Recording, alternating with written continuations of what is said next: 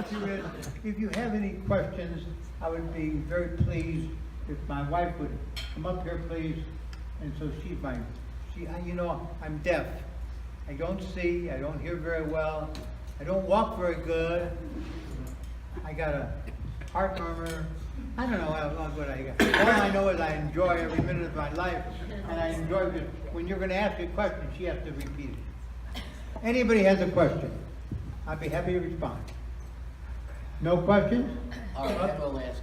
Les, would you tell about your buddies who saved your life? What? About the buddies that saved your life. Yeah. On the death march,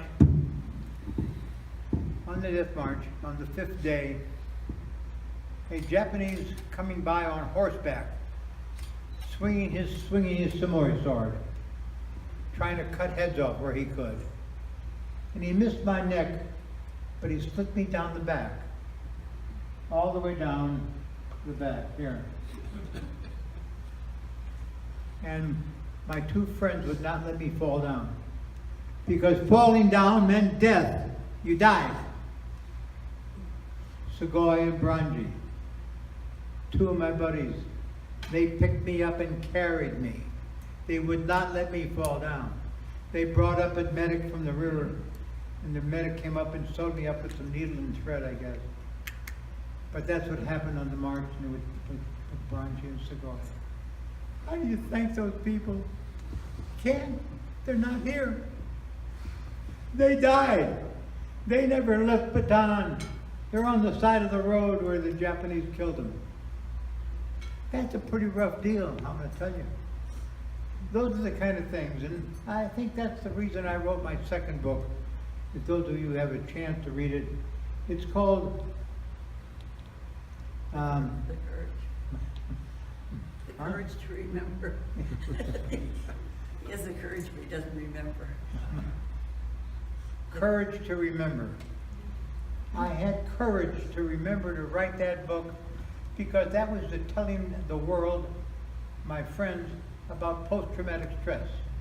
I know what it is. I've had post-traumatic stress, and I wanted them to know what it was, and I was hoping that maybe I write another book about post-traumatic stress, how I dealt with it, what it is to me. Maybe I could help some people, and I think I have it that way. Any other questions? Somebody over here? Yes, ma'am. How old were you How old were on you? that death march? I was 21 years old when the war started. 21 when the war started. And I was 25 when I came home. And also, how many people went with you to Japan for that to get that apology? How many people went with you to Japan for the apology? Thank you. That's a good question. Number one, I had a real rough time trying to get some people that were able to make it. Yeah. We had 8 people. 8 people and their wives or their children. And then we ended up having it in 2010. And then 2011, 2012, 13, 14, 15, 16. This is the only year so far that we haven't done it. The Japanese stopped. That we don't have any more people to go. You know, when you, next question, somebody's going to ask, how many are you alive? Me. You know, there's not that many alive anymore. But that's what we did, the first one. And then we got the Japanese to extend it for 5 more years. Thank you. Any other questions?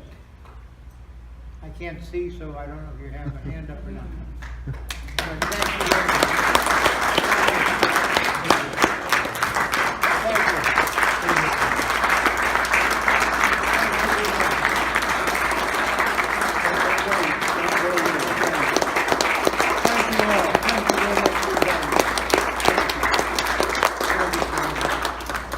I want to mention that just one more thing we want to do here, but first let me mention that Betty, in 1937, we just learned this earlier this evening, in 1937, the Rotary International Convention, am I correct on the year, was in Hollywood. And this lovely young lady at that time, she and another, you tell it. Well, I was just 18, just out of high school, and my uncle was in charge of the international convention in Hollywood. So he asked me and his daughter to run the office there, you know, to make the arrangements for the people where they were going to stay and do different things. We had a wonderful 3 months there. And so I worked for Rotary.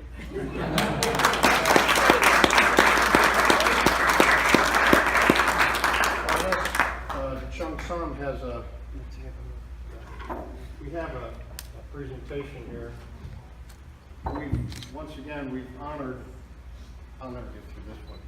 We've honored some wonderful men tonight as Paul Harris Fellows. We've honored some wonderful men tonight. Thank you, Lisa. We've honored some wonderful men tonight as Paul Harris Fellows, and it's our honor to honor one more. For Dr. LesTenney, the Rotary Club of Carlsbad is honored to acknowledge and thank you for your patriotic and humanitarian service, which represents the true meaning of Rotary International's motto of service above self. This is from our Rotary Club to you, Les. Thank you so very, very much.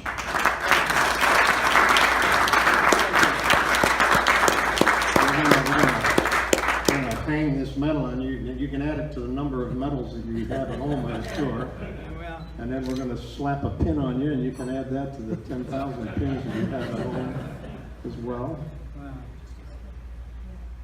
So Thank you. one more time, let's now welcome the latest Paul Harris Fellow. Thank you very much.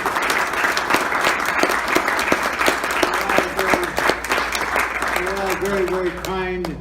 I appreciate your kindness to me and understanding that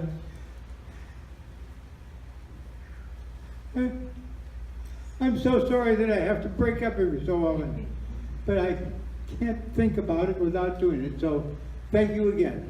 And by the way, I have to share this with you.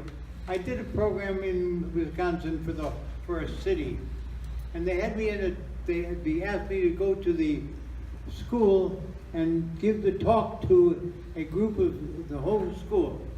And so all the students were there for the talk. In the middle of the talk, I started to cry. I apologized. The teacher said to me, that was the greatest thing that could have been done. These students didn't think that people cried. They didn't know that men cried. You did a great service. So keep that in mind. Men do cry.